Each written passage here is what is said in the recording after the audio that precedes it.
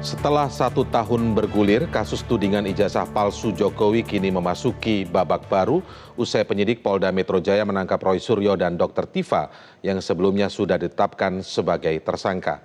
Penangkapan ini mendapatkan respon keras dari Roy Suryo CS, sementara polisi menyebut penangkapan dilakukan sesuai dengan proses hukum yang berlaku.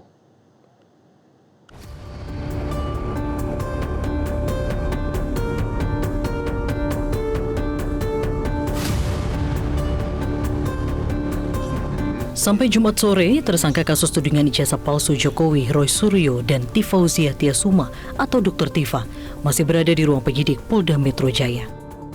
Menurut kuasa hukum Roy Suryo, Kozinudin mengungkapkan penangkapan kliennya dilakukan jam 7 pagi di rumah masing-masing. Bagi kuasa hukum, penangkapan kliennya adalah tindakan represif karena baik Roy Suryo maupun Dr. Tifa selama ini tidak ada berniat kabur.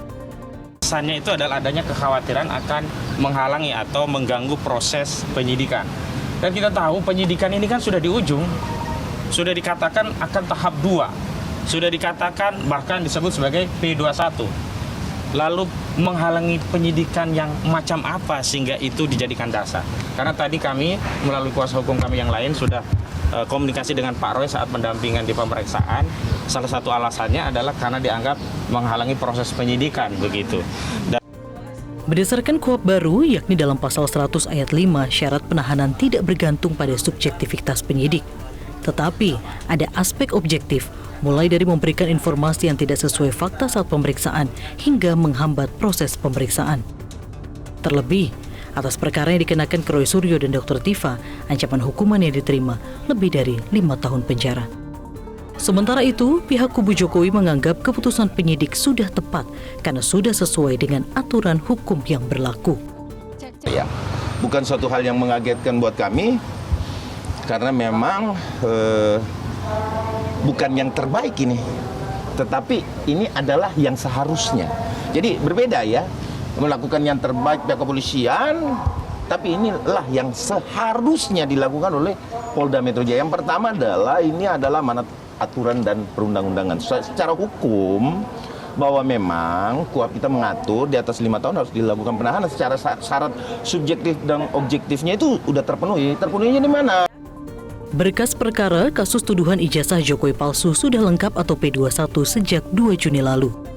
Kasus ini sudah bergulir hampir setahun setelah mantan Presiden Jokowi melaporkan kasus ini ke Polda Metro Jaya.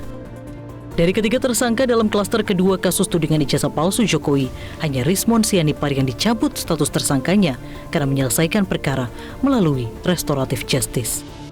Tim Liputan Metro TV. Ya, lalu bagaimana perspektif hukum menyoroti ini khusus setelah berlakunya KUHP baru? Sudah bersama kami pakar hukum pidana Profesor Hipnu Nugroho. Selamat sore, Prof. Hipnu.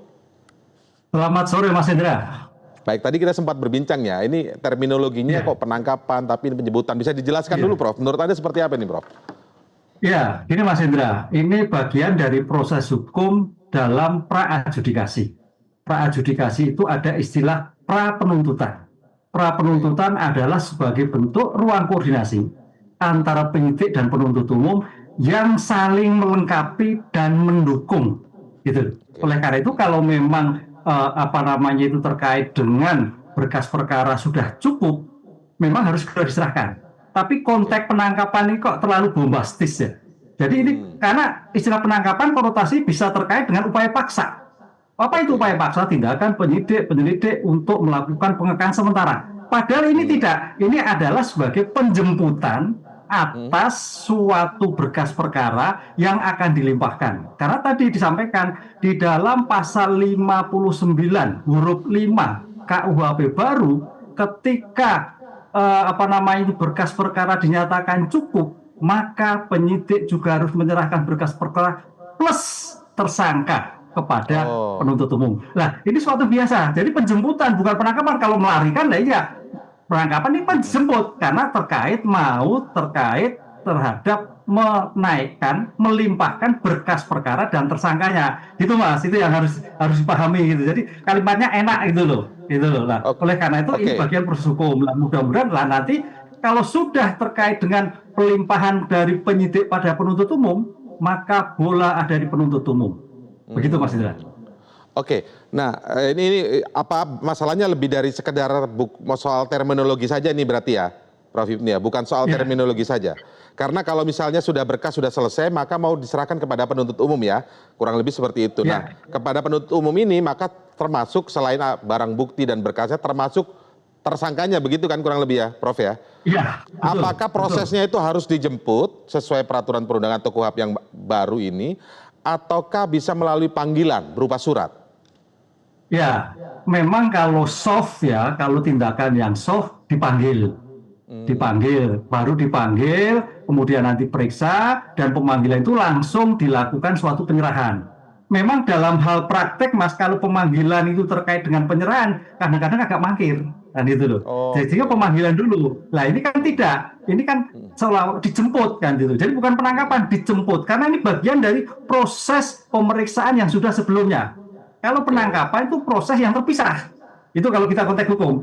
Dengan demikian saya kira tindakan ini ya bahasanya memang bombastis ya. Jadi hal yang menarik ya, tapi sebetulnya biasa tadi, sebenarnya biasa. Karena bagian dari proses hukum di pra-adjudikasi yang segera dilimpahkan pada penuntut umum untuk dilanjutkan dalam suatu persidangan gitu.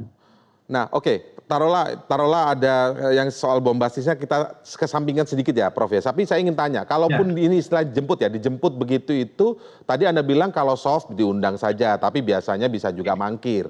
Nah, penjemputan itu kurang lebih memastikan. Tetapi secara aturan hukumnya yang tertulis di KUHP itu dijemput, harus dijemputkah oleh penyidik, ataukah apa bahasanya yang tepat, Prof? Supaya kita tidak berasumsi ini soft atau nggak soft. Tidak ada istilah itu, karena yang ada adalah bagaimana ini kan bagaimana taktik Polda ya, taktik Polda karena sebagai tanggung jawab penyidik yang sudah lengkap P21 syarat formilnya, ya sekarang tinggal tersangkanya. Lah sekarang taktiknya bagaimana Polda? Oh mungkin dengan penangkapan, oh mungkin penjemputan, karena bagaimanapun juga suatu proses hukum itu harus ada selesainya, asas cepat. Lah kayaknya tindakan Polda itu yang dilakukan penjemputan kalau menurut saya, bahasa saya, karena beliaunya ada, tidak melarikan diri, kan gitu Mas. Nah, oleh karena itu dilakukan segera dilimpahkan. Karena kalau tidak, ini perkara juga berundah-undah. Kalau penunda berarti itu terkait dengan asas cepat dan biaya ringan. Itu yang harus dihindari. Tidak boleh dilakukan gitu. Oke, artinya di KUHP secara tertulisnya panggil atau dijemput itu tidak ada ya terminologi, tapi memastikan menyerahkan tersangka beserta berkas-berkasnya karena sudah selesai di saat penyidikan begitu ya, kurang lebih ya Prof ya. Baik, artinya juga tidak salah kemudian jemput, karena saya ingin tanyakan begini, pihak dari tersangka ini, kuasa hukumnya mempertanyakan kenapa harus diberlakukan seperti ini. Memang ada bahasanya penangkapan, bisa juga diartikan penjemputan misalnya begitu ya. Apakah kemudian ini bertentangan atau tidak? Ya, nah ini kalau kita melihat ada suatu pendekatan penyelesaian ya, pendekatan due process of law atau pendekatan crime control model. Nah, kayaknya kalau kita lihat pendekatan yang dilakukan karena memang sudah 1 tahun masyarakat menunggu, itu pendekatan kontrol model, kecepatan. Nah, kecepatan dilakukan adalah penjemputan, gitu Mas. Tapi kalau kita pendekatan due process of law dipanggil sekali, 2 kali kan gitu Mas. Nah, ini kayaknya pendekatan saya nggak memihak ya, tapi pendekatan crime control model hingga sampai dijemput untuk segera dilimpahkan pada penuntut umum. Karena bola harus sekarang sudah beralih, proses hukum itu harus cepat, biar ringan. Tapi ini kan sudah 1 tahun bersih, diteruskan juga tidak, dihentikan juga tidak lah. Bagaimana masyarakat menunggu? Apa yang dilakukan lah? Hari inilah saya kira melihat Polda Metro kemudian melimpahkan baik barang bukti maupun tersangkanya. Ya, ini saya coba lengkapi pertanyaan dari tadi saya yang sebelumnya begitu ya Prof. Ada dalih dari kuasa hukum Roy Suryo dan Dr. Tifa bahwa penangkapan ini berlebihan atau penjemputan ini disebut berlebihan karena kasus yang menjerat Roy Suryo ini dianggap berbeda dengan kasus pidana umum lainnya seperti pencurian, pembunuhan atau korupsi. Apakah dalih itu dapat diterima menurut Anda? Ya, melihat kasus memang kalau kita istilahnya penangkapan agak cukup bombastis ya. Karena ini kan kasus terhadap dugaan, deliknya delik aduan. Kalau itu kasus curas, kasus tipikor, kasus yang berpotensi melarikan diri, menghilangkan barang bukti, itu memang dimungkinkan. Nah, ini saya kira juga bagian dari strategi Polda. Karena bagaimanapun juga perkara ini sudah tanda petik ya, terkatung-katung sudah sangat lama sekali. Sehingga dalam suatu konteks hukum ini sudah tidak baik untuk pendidikan, untuk masyarakat. Ada apa sih kok sampai lama sekali kan? Kan harus ada penyelesaian. Kalau memang terus ya terus, kalau diselesaikan dengan alternatif penyelesaian. Sehingga suatu yang sebetulnya biasa, tapi cuman caranya ini mendadak sehingga menjadikan suatu yang tanda petik bombastis tadi.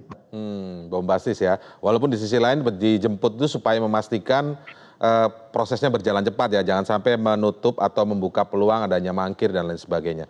Prof, memang seperti kata Anda ini sudah cukup lama ya, sudah hampir setahun kita juga menyoroti kasus ini. Apakah menurut Anda, Prof Hipnu, polisi dalam hal ini Polda Metro Jaya sudah memenuhi, memberikan yang terbaik begitu, hak-hak kepada para tersangka, yaitu Roy Suryo dan Dr. Tifa? Ya, kalau melihat suatu proses waktu, kan bicara penyelidikan adalah bicara penentuan suatu peristiwa. Bicara penyidikan adalah bicara penyidikan untuk menentukan tersangka. Dalam menentukan tersangka itu kan alat bukti. Kalau alat buktinya kan kalau kita lihat kan sampai ratusan. Barang buktinya juga sampai ada barang bukti forensik. Saya kira sudah cukup itu. Sudah cukup sekali. Sudah cukup. Cuman permasalahannya di sini adalah kasus ini kan kasus 40 tahun yang lalu atau 30 tahun yang lalu, Mas, gitu loh. Sehingga memang perlu kehati-hatian, apalagi terkait dengan uji-uji forensik nantinya. Sebetulnya bagaimana sih kondisi yang terjadi? Belum lagi saksinya mungkin sudah tambah umur, belum lagi nilai kertasnya dan sebagainya. Ini memang memerlukan tingkat kehati-hatian dalam suatu pengungkapan perkara. Kalau menurut keterangan saksi, apalagi kaitannya dengan KUHP baru, saya kira sudah cukup baik. Apabila terkait barang buktinya, keterangan saksinya sudah banyak, keterangan ahlinya sudah banyak. Nah, disitulah saya kira suatu hal yang segera untuk dilimpahkan. Karena suatu hukum itu harus selesai. Litis finire operatif. Baik, Prof Hipnu, ini ada tuntutan begitu ya dari pengacara agar penahanan terhadap Roy dan Dr. Tifa ditangguhkan. Menurut Anda syarat apa saja yang bisa diterima agar penahanan bisa ditangguhkan?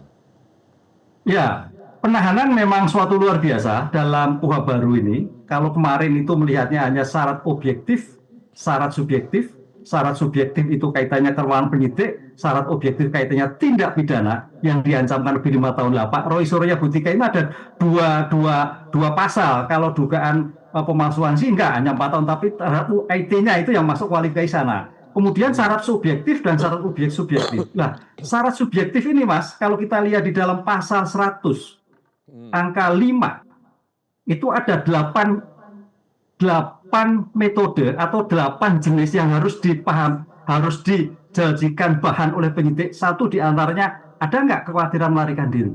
Kan itu. Kan subjektif sekali. Kemudian ada nggak ketika menghilangkan barang bukti?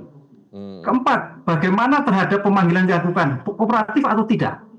Kan itu. Bagaimana keadaan yang dilakukan terhadap tersangka yang ada khawatirkan atau tidak? Lah, semua 8 tadinya 48 ini harus dipatuhi. Lah, pertanyaannya kalau kita melihat KUHP baru itu kan kalau kita lihat sampaikan subjektif yang diobjektifkan. Tapi pertanyaannya nanti kalau sampai dilakukan penahanan berarti objektif yang subjektif kembali.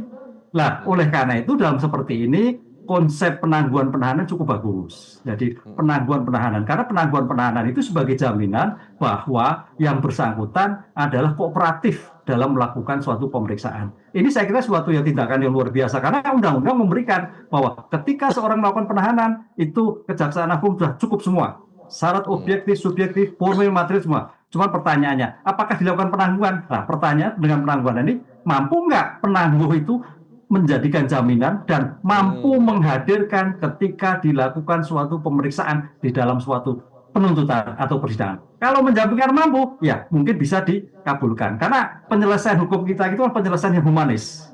Gitu. Ya, ya. Oke, baik. Terima kasih sementara ini untuk analisisnya. Nanti kita lihat bagaimana perkembangan dari proses hukum dari kasus ini, begitu ya, Prof Hipnu Nugroho. Terima kasih atas waktu Anda di Metro hari ini. Selamat sore. Jelajahi cara baru mendapatkan informasi. Download Metro TV Extend sekarang.